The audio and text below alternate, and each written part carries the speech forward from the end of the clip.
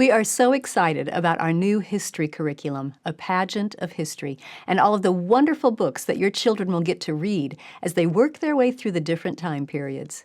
Today, I want to share with you our favorite books that they can enjoy as a whole family while studying the Middle Ages.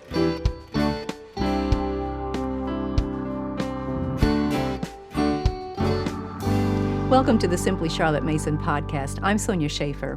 A Pageant of History is a 4-year history curriculum designed to give your students the joy of living books. Living history books are different from textbooks. They don't give you a dry fact dump.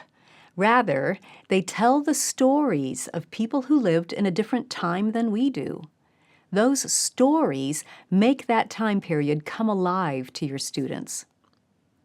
The Middle Ages are chock full of interesting stories from around the world. And from that collection, we have selected our favorites and given your students a full school year to enjoy them. I'll cover the family books in this episode, and then share the additional books for various age groups in the following episodes. Now, let me explain first what I mean by family books.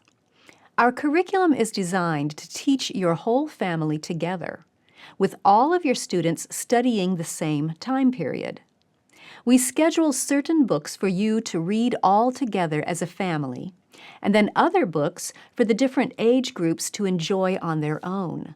But all of those books are centered in the selected time period, in this case, the Middle Ages.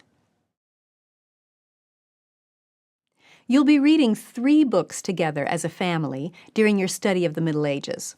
The first is A Castle with Many Rooms, The Story of the Middle Ages by Lorene Lambert.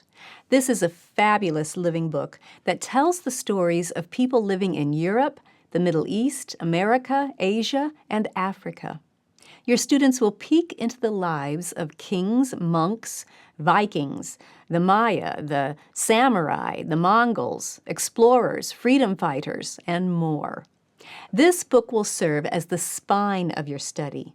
It will present a chronological stream of events and people, giving your study the structure that it needs. Then you can branch off of that spine and delve more deeply into different people and events as you go along. We've chosen 2 books like that for your family to enjoy together, Castle and Cathedral. Both of them are by David Macaulay. Now, both of these books have been recently updated and revised with color illustrations, and they're better than ever. In Castle, you get to follow the building of a castle in Wales, from choosing the site to making the plan to gathering the workers to constructing the building and the walls, along with the town around it.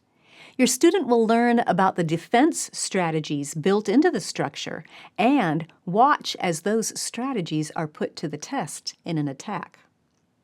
Cathedral reveals the story of how one of those magnificent buildings was designed and constructed over 90 years to finally be used by the grandchildren and great-grandchildren of the men who laid the foundations.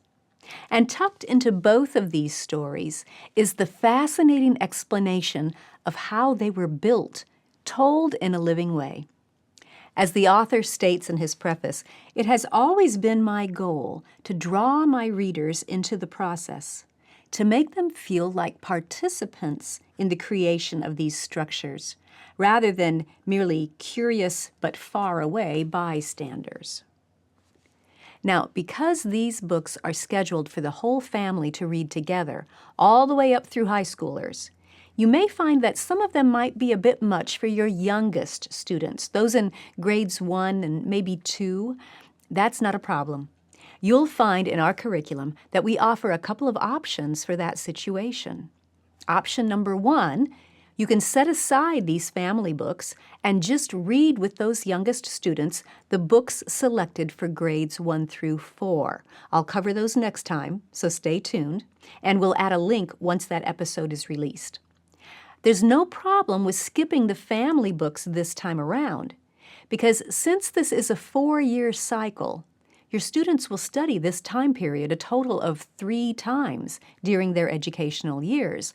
So you can easily save the family books for when your students are in middle school and high school, along with the other books that are scheduled for those grades.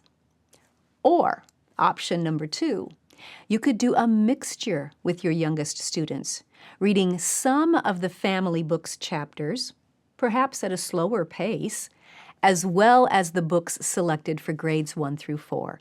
You choose what will work best for you. By the way, I think you'll be happy to know that our curriculum now includes specific narration prompts for all of these books. They're written right into the lessons, so you'll have everything you need to enjoy these great books and encourage your students to tell what they've learned. No matter when you decide to share these books with your students, you can make sure that they will make the Middle Ages come alive in their imaginations.